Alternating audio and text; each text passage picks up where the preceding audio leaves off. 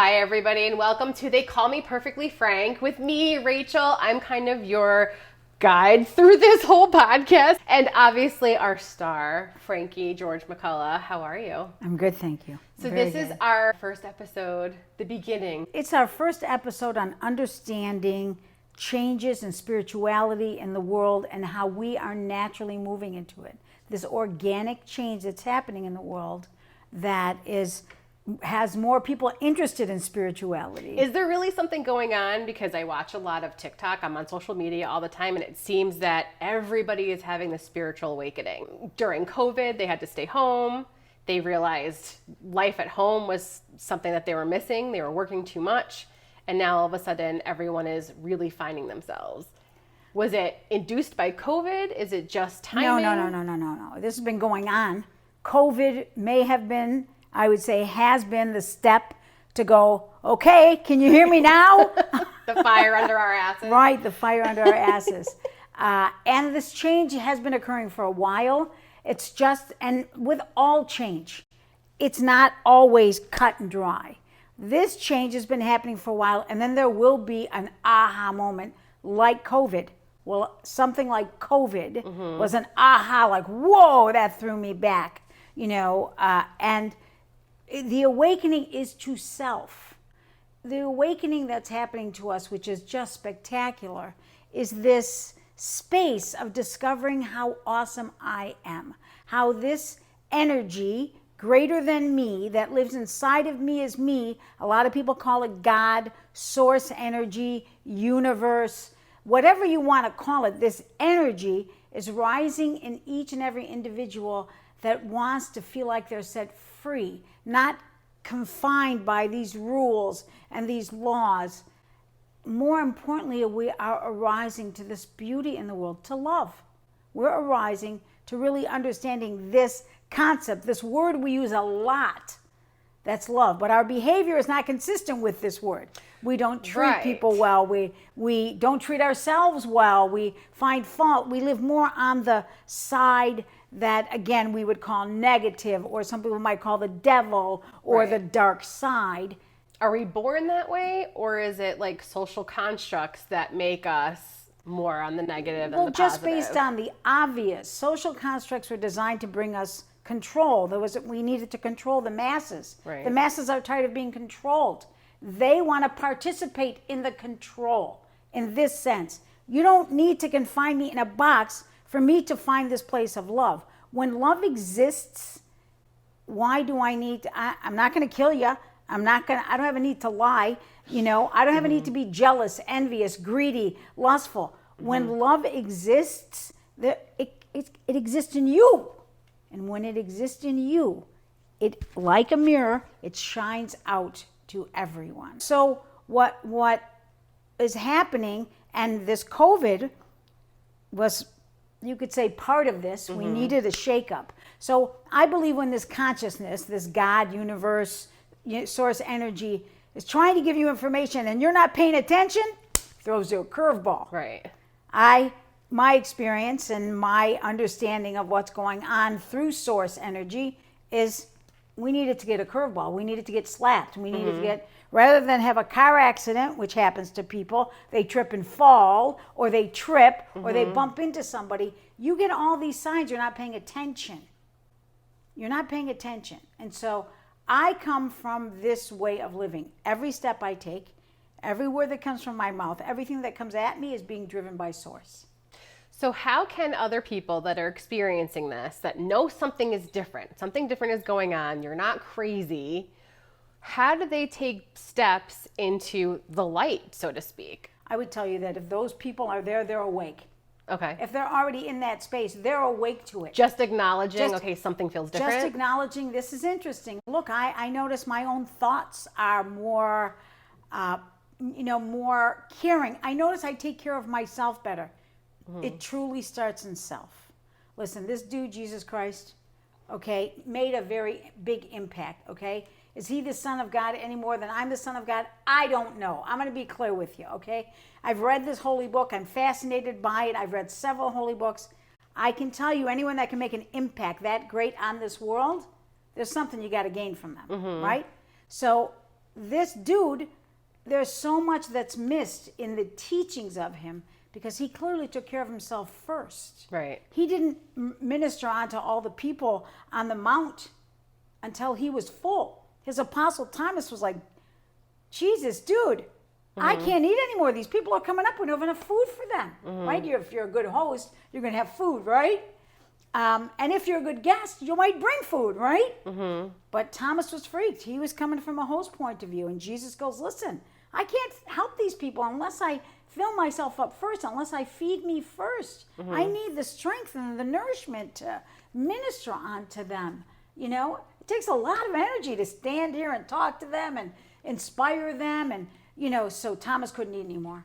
And there was 1.5 fish left in the bowl. And Thomas put the bowl down and didn't pay attention because he was focusing on the people.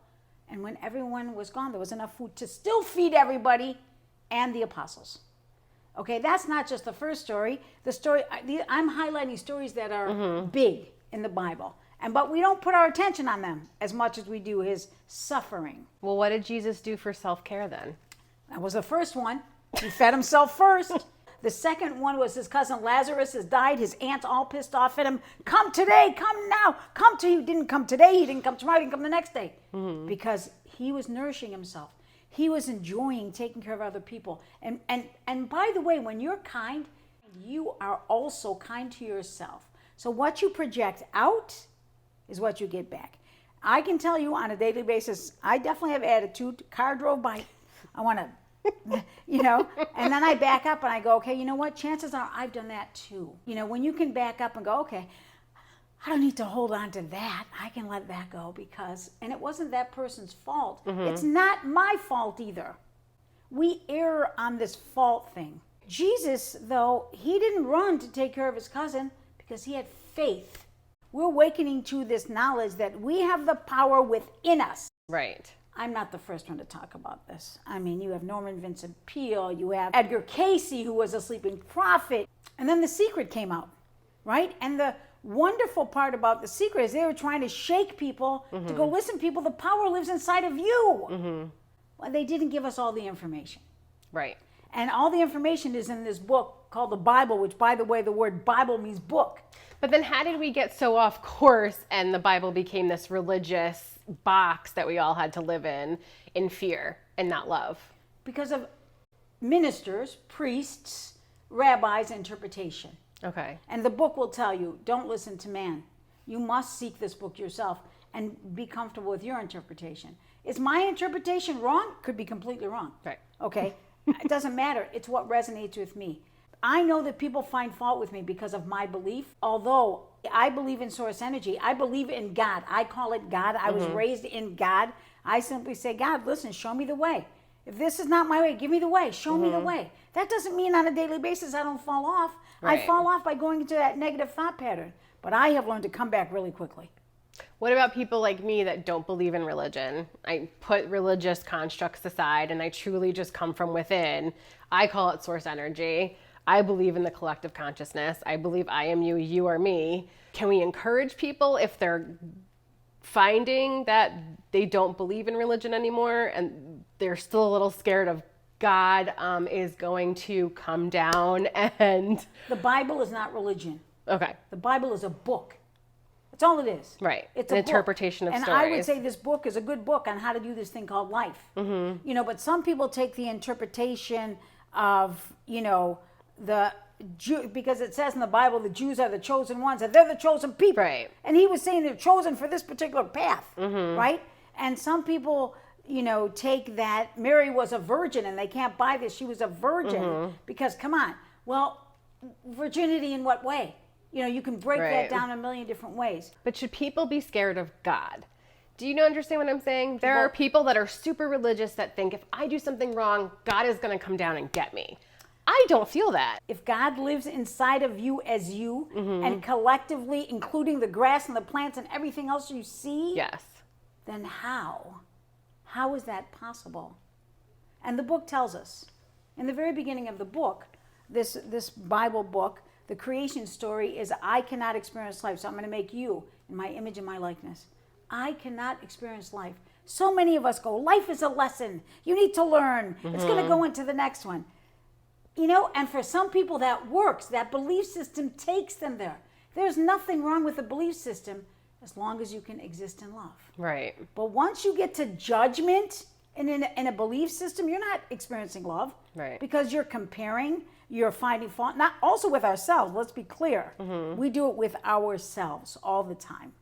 And so we find fault with us because I'm a little chubby. And I do it because I compare myself Right. to other people. And I'm not that tall, but I'm really 6 foot trapped in a 5 foot body. Right. Let's be clear. Although, and people see 6 foot me attitude. that way. People see me. People go, I had no idea you were that small. They see you because of what you give out, right?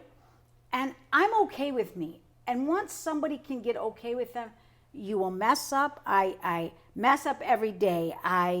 I shake my head at myself every day. I do things that other people will heavily judge. I don't. This is the way I feel. Sometimes I act on it. Sometimes I don't. Although when we spend our time finding fault with ourselves or anybody else, that's not love.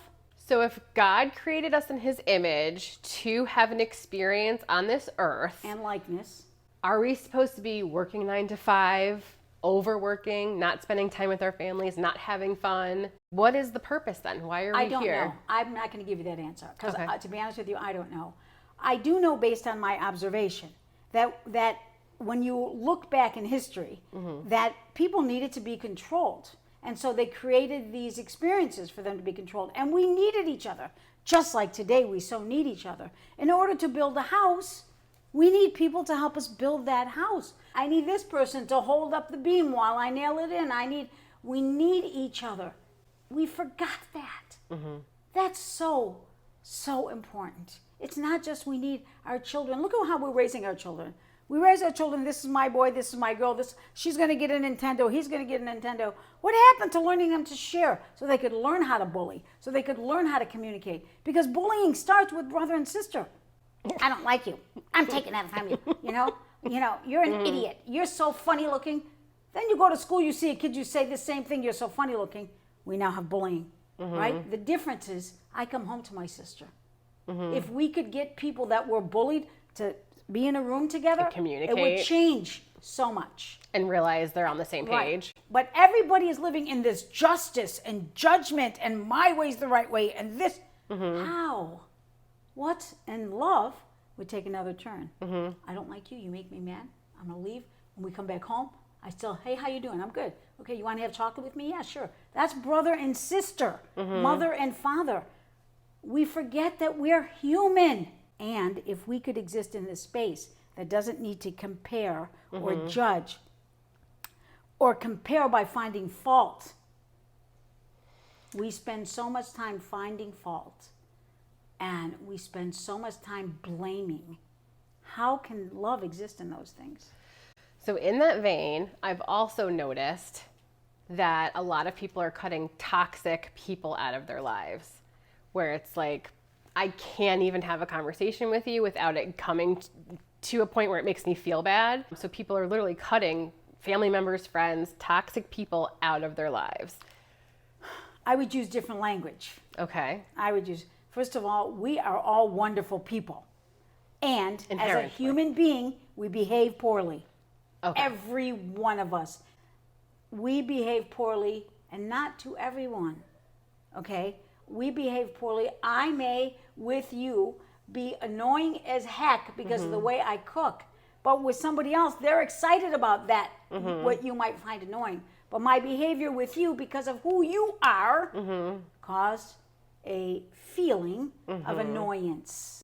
So you're saying the toxicity between you and another person is sometimes a reflection of what you don't like about yourself? All the time. It's not only that. I just want you to think of this. If I say, oh, they're toxic, I don't want to be with them, that puts them in a whole different light as compared to saying, you know what, their behavior was a little off today. And you know what, I noticed that behavior's there all the time, so I'm going to keep my distance. I honor them still, but when you use the word toxic, they're bad, they're wrong. We have to work on language. We have to work on language. I cuss like a truck driver. Don't get me wrong. Right. But when I cuss, the one thing I won't do is ever tell anyone to go to hell. I'll always say, oh, I'll go to heaven. I'll get mad, I'll go to heaven, right? But I'm okay with all the other words in the context in which I use them. Although people use simple language, I hate you, you make me mad, how about, what, that upset me. That didn't feel good to me. I'm going to step away. We must watch our language. If everything is energy and vibration and frequency, that word, any word, the word no has a very different frequency than yes.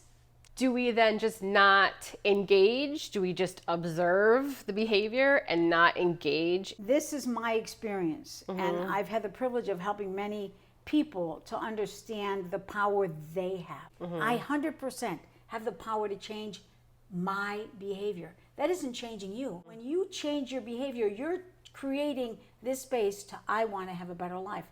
I don't want to have these triggered feelings. I don't want to have these feelings at all. I want to stay in this light of God, awakenedness, spirituality. So all these thoughts of blame and wrong and so on are thoughts you're creating because we've been taught that way. We've been taught it's their fault. They did this to me. Look what you did to me. If you could take responsibility, and I believe this is part of the awakening, if each individual could take responsibility for the role they played in a situation and observe that role, they could change their behavior, not who they are. They could change their behavior and they would be happy. I'm going to give you an example. My husband comes home every day. I'm going to shake my head at him 5-10 times a day. Because he's not getting things done the way I want him to get them done. He comes in the house every day. I know this. Every day. Hi, honey. Goes, does this thing. I could have a broken jar, a baby. I could be, piled up with bags. He can't see it. I could get very mad. And then in that same day, I could get mad at him for something else it built. And then that something else in that day, I said, please put these sheets away. He didn't do it. It built. Honey, can you move your shoes from where they are? Every day I've told you, it built. I get angry. I am the one getting angry. He is not even in the space. He's not thinking about it. He's busy reading this book or doing this thing, or he's doing his own thing, because men are beautifully linear. Women are very round and are filled with stuff. So me getting mad, all of that stuff is happening to me, not to him. I'm the one getting mad. I'm the one feeling this intense feeling. What if I shook my head at him and go, there he is, being himself again. I have to extend myself, and I have to ask him, hey, honey, can you come help me? Yeah, babe, sure, I'll be there in a second. Okay, I need you quickly. Okay, I'll come right now. And they come. So in that example, your role in that is you weren't clear, you weren't communicating what exactly it is that you wanted. In that example, I didn't let the anger build and build and build to the point where no matter what you did, you were screwed. I said, you know what? I'm not going to waste my time holding on to that anger. I'm going to reach out and ask. Because I know that when you ask, someone is always willing to help. If you ask in the tone even I was speaking. But if I say, honey, can you come help me? Not a good way to ask. And I'm aware of that now. I'm aware. I consider myself first.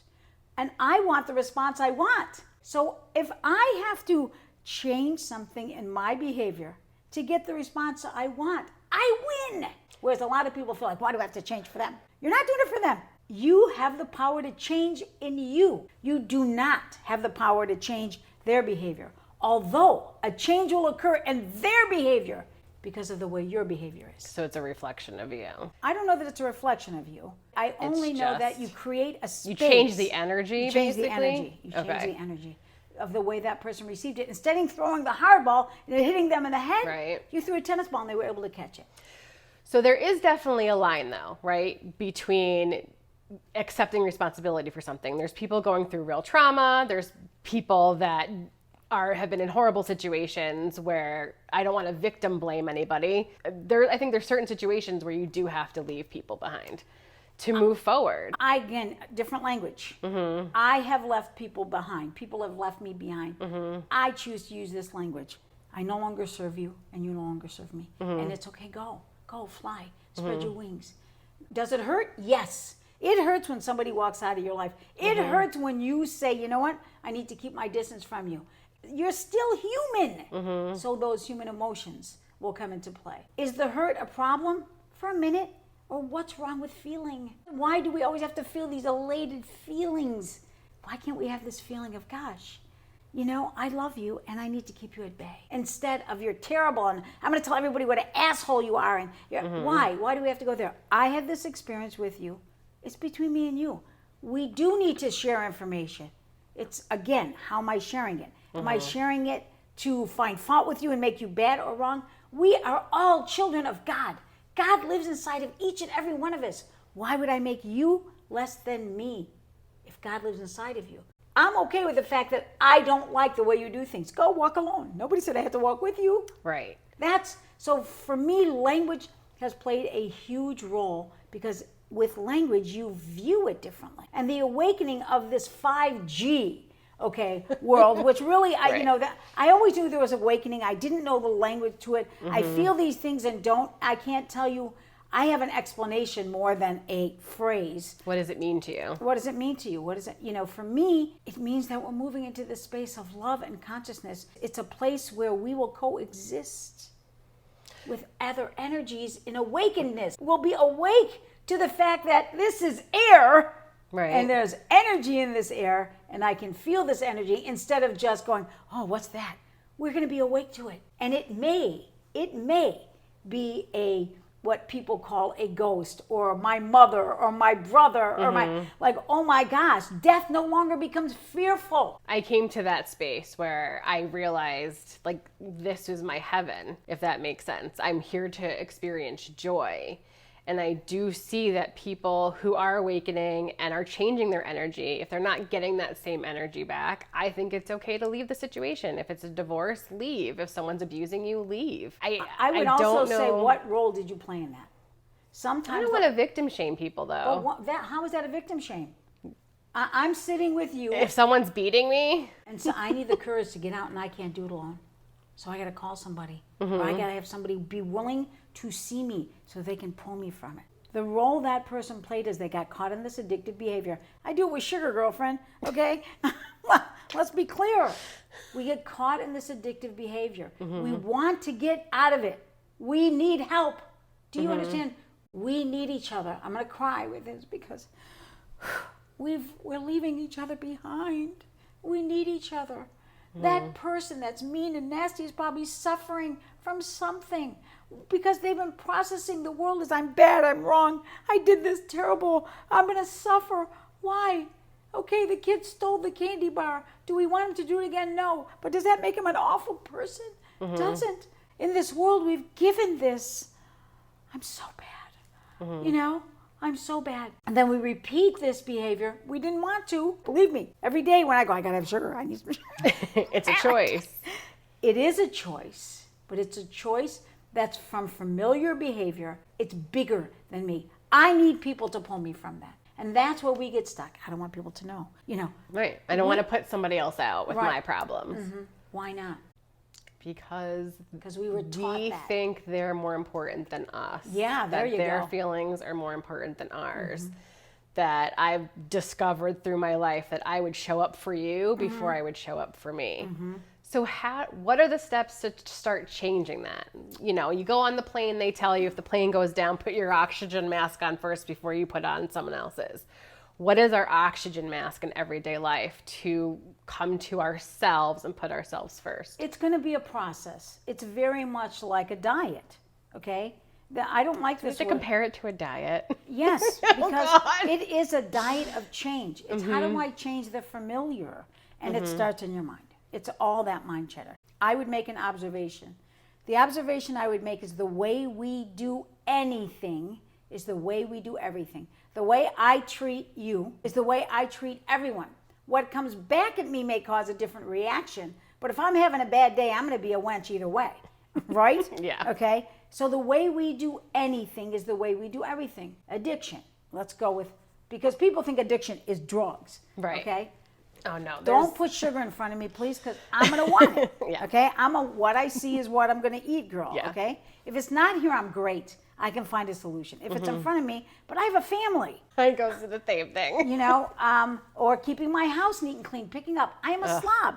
I Yeah. come in the house, I dump that stuff. I would love to be cleaner. I have to consciously stop and go, No, Frank, put it away. Go put it away. And I've been doing that now. It's the pay attention factor. I told my children the most important rule in life, pay attention. Well, I've learned this phrase now that goes through my head. If you pick it up, put it away. Pick it up, put it away. Pick it up, put it away. Put it back where it belongs. Because I have ADHD, so I'll forget what I was doing. And then I also have anxiety, which makes it hard for me to live in a community with people because I can feel all those different energies, which is why I think people have isolated themselves so much. So how do we come together as a community if all of us feel like we just need to isolate from each other? So that isolation is afraid to feel. So most people, I could be wrong because I don't have anxiety. Like I get moments where I feel anxious, but I cannot tell you I know this anxiety. It's I exhausting. do know it's physiological. I do know something like you have a nerve response that fires and you can't make that move. In my observation, this anxiety is a knowing that you have, yet you experience it as I don't know, so I'm not going to move. Or you experience it as other people are judging me. Or you experience it as a comparison thing. And maybe it's not that at all. Maybe it just would require you to go, you know what? And this is where courage comes in. This is what we've taught for years. Just do it anyway. Just do it anyway. Just go through it. Although for You're someone scared, with but just do it anxiety, anyway. for someone with anxiety, it may take them 5 years. So what? So what? When you start to understand spirituality, there's a lot of information. They say, you know what, we're living in dual lives and everything is happening simultaneously and, no, you're not. And there's another earth and you're living there and whoof, all this information. It's a lot.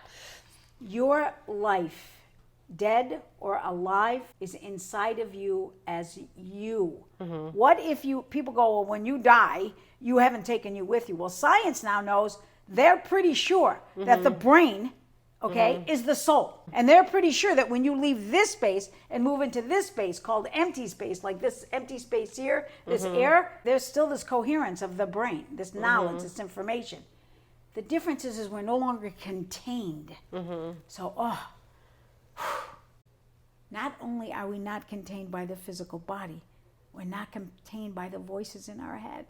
Well, that was my next question is how do we stop the negative chatter? I feel like there's so much mind chatter.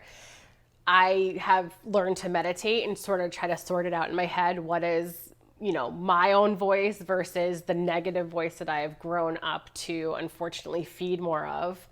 How do we stop the negative mind chatter? Talk to that mind chatter. And so pushing it aside is almost like when you're not telling your husband what to do and then all of a sudden you explode. Right, talk to it. You know what? I love me. I can't get caught up by what other people think. I need to project out to the world that I love me. And you know what? I'm okay with me. See, as a human being, we compare. As a human being, we do project out what we feel. When we want to hide. I want to hide. I don't want too many people to see me. If they see me, this is what they're going to see. Instead of going, I'm okay with me. Right. I am short. I am chubby. I am not young. I am, and to many people, I think I'm strange. I am loud. Right. I am also. I have a tone. I'm loud. I have a tone. Right. And I'm okay with it. Yeah.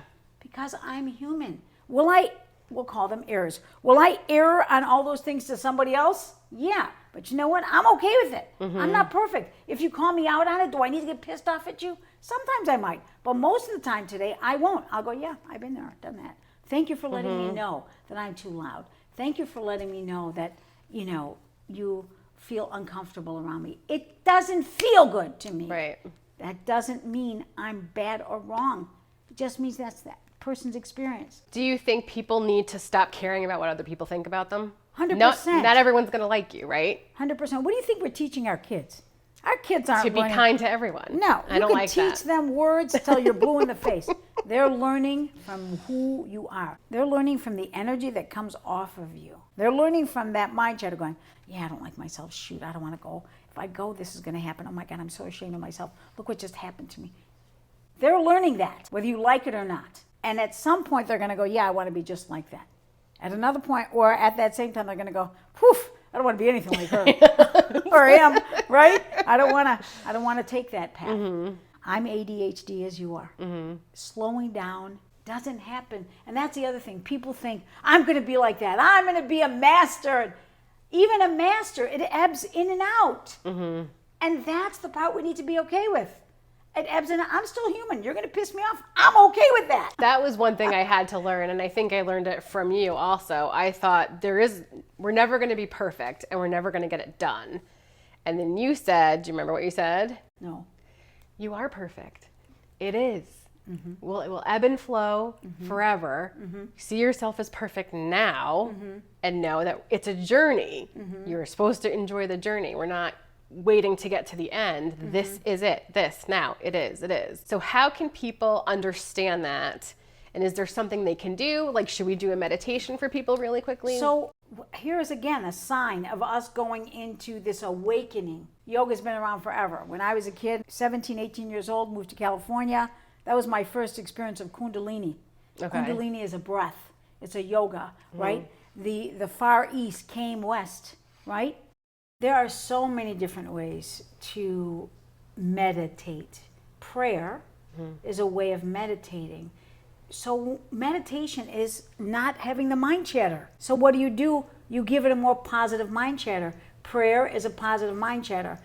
I get frustrated with prayer that isn't positive, like I get frustrated with I am not worthy, or, Jesus Christ said, ask believing. And the minute you ask, it's a done deal. So I can ask God for more money, but in a different way. Why not? Why not that way? I don't know. I feel like it's not the right thing to Sacrilegious? ask. Yeah, I don't know. Listen. Should we be asking for that? Everything is at hand. Shouldn't I be asking for world peace? How? If everyone had self-fulfillment, we would have world peace. And money is just a means. I ask for money all the time. All the time. I say, you know what? I don't know how it's going to come, but I look forward to having this. I look forward to having, millions in the bank. I look forward to that. And I'm so excited about how it's going to come, and I don't have a clue. And I'm okay with that. What does it feel like? Because I know that money is a means. It's nothing more than a reward for an effort as a human being. And what's wrong with that? What if my money becomes the source of peace for 1 million people? For other people. Because you're going to have those people that love money. You see, it is not money that's a problem. Let's take money out of it. It's the love of anything. I love myself so much. I'm so fabulous. I mean, I love the shoes. They're great. But do they rule you? Do they control you? At some point, you can have billions. What are you doing with the money? So are we supposed to really be flipping it to gratitude? Being thankful for the things we do have. And being thankful for the things that are about to arise. Right. Look at how happy people get when they're grateful. I mean, I'm grateful that I have a husband that shakes his head at me every day. Right? In astonishment. I am. Frank, quit being so frank. Right? Exactly. I mean, or that little tiff we had. John, listen, don't think of me any different than you. Except for that now the communication is such that we get it. It's not about I hate you, I love you. I was in Arizona, I got COVID. And my husband is very calm, and I am far from that. I'm COVID, 8 hours in the bedroom, nobody comes to check on me. He walks in the room and I said, I'm divorcing you. I've done that with WTF, are you kidding me? I am here dying, and you don't come to see if I need water, if I need food. I said, I'm divorcing you. When we get home, I'm divorcing you. Okay, that was that day. I said, every 30 minutes you should be in here checking on me. We get back home, every 30 minutes he's in there checking on me. He's sending somebody to somebody else because he understood that's what I needed. It wasn't something you do for everybody, but for me, I was afraid. Hey, if I'm going to die, just be here with me. But he got it. He understood I wasn't going to divorce him. He understood that's the language I used. Could I have used different language? Yes. I was going to divorce this behavior. That's not happening.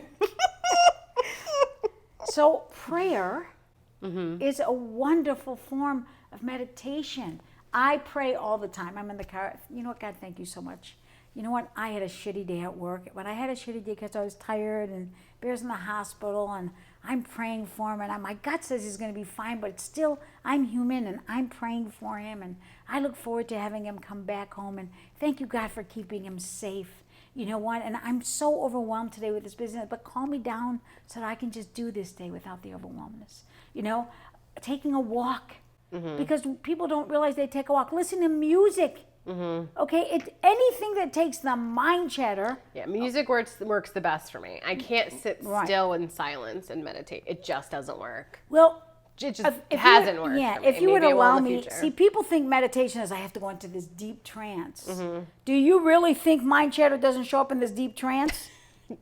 Sure does. I mean, and the goal is just like this ebbing in and out. The goal is to keep coming back to the meditation. And mindfulness and mindful meditation, you keep coming back to the breath. Just keep coming back to the breath, okay? In guided meditation, I'm taking you on a path. Yeah, so just so people know, Frankie is, I call her my spiritual life coach. How do you refer to yourself when you're introducing yourself to people? I just refer to me as me. People say, what do you do? What don't I do? Here's the thing. Thank you so much. God, source energy, universal energy, whatever you are, thank you so much. Because I believe everyone can have that sense of life. That doesn't mean I don't get pissed off, I don't have attitude, I don't get sad. Although my life has a path that always has a sense of fulfillment, because I can always come back and go, yeah, this is not what I want, and go what I want. I am blessed in my career, which is intuitive work, which is coaching, life coaching, which is a book, which is treating pain patterns, which is inspiring people. Okay, there's something else in there, but I can't remember what it is. Reprogramming the brain. I am blessed that I don't need a business card. People have talked to me about branding. I'm still not sure what that is. I think I'm already a brand, and I've never had to let the whole world know, because people do it for me. They bring people to me. Why? I don't know.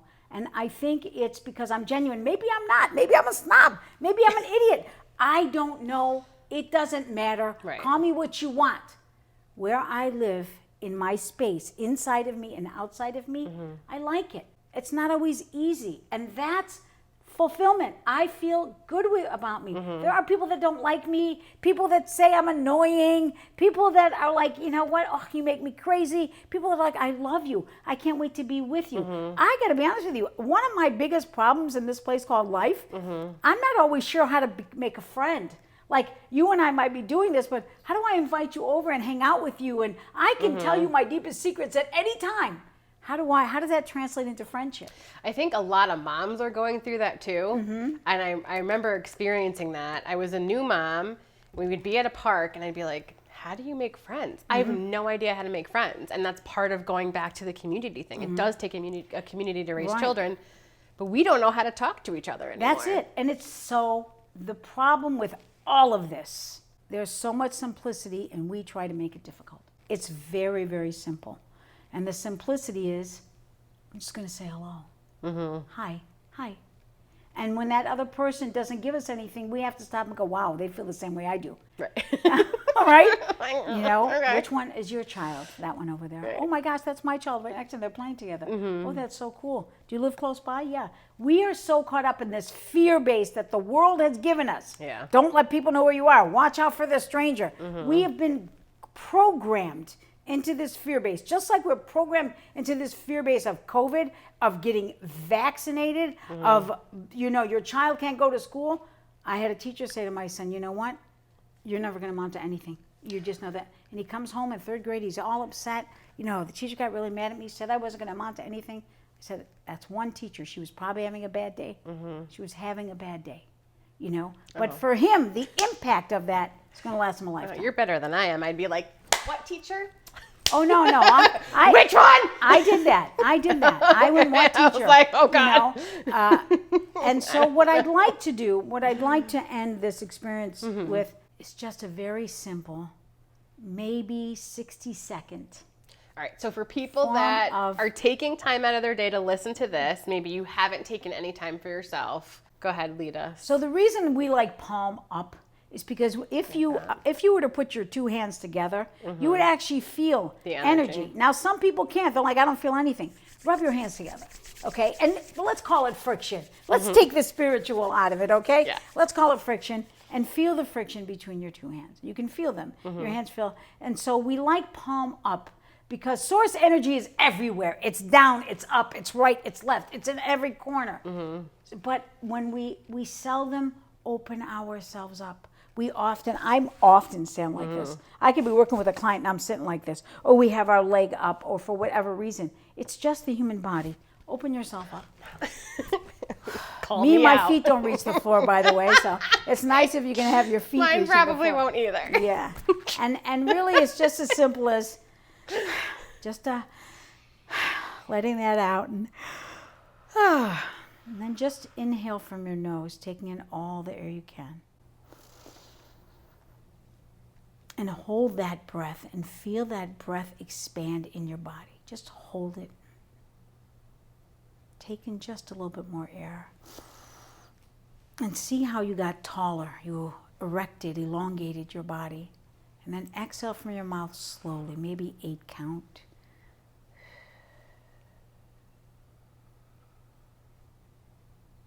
I'm sure already you feel calm. Let all that air go. And then again, inhaling from your nose, taking in all the air you can. And make your body erect. Take in just a little bit more and just hold that breath. And feel the oxygen expand in your body. And when you're ready, exhale to an 8 count.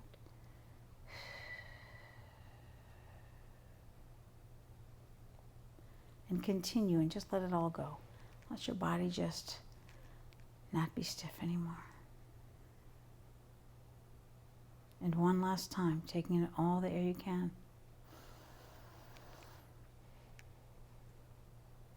Just hold that breath.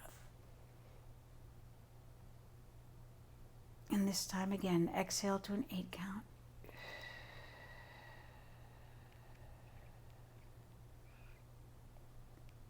Just continue to let it go. Just let your body fold into whatever position. Then go ahead and open your eyes and stretch out your body. In those 3 breaths, there wasn't any mind chatter, was there?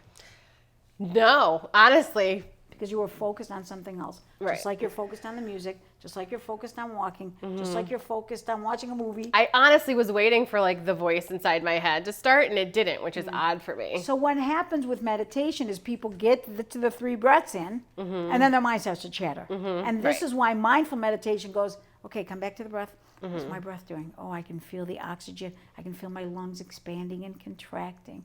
Oh, wow, look at that. You're still chattering, although you've changed the chatter to something neutral instead of something negative. Or to actually flip that chatter. Oh, shit, man, I don't have enough money to pay that bill. You know what? Watch, it's just going to show up out of the clear blue. Someone's going to just give you the money. Oh, my God, I love the way that feels.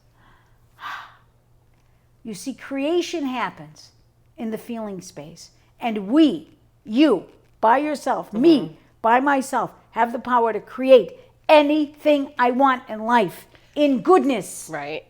I want to talk about that. We'll make that the a next whole different episode. Show. Right, yes. All right. So if you want more information, go to theycallmeperfectlyfrank.com. My role here is sort of to represent you guys. I just have as many questions as you do, but we want questions from you.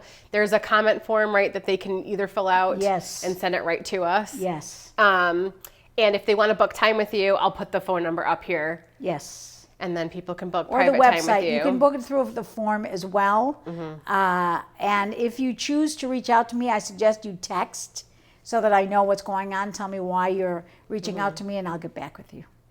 Thank you guys so much for joining us for our first episode. I Thank hope you got something from this, and I know we have so much more to learn. Yeah, thank you. Look forward to seeing you again.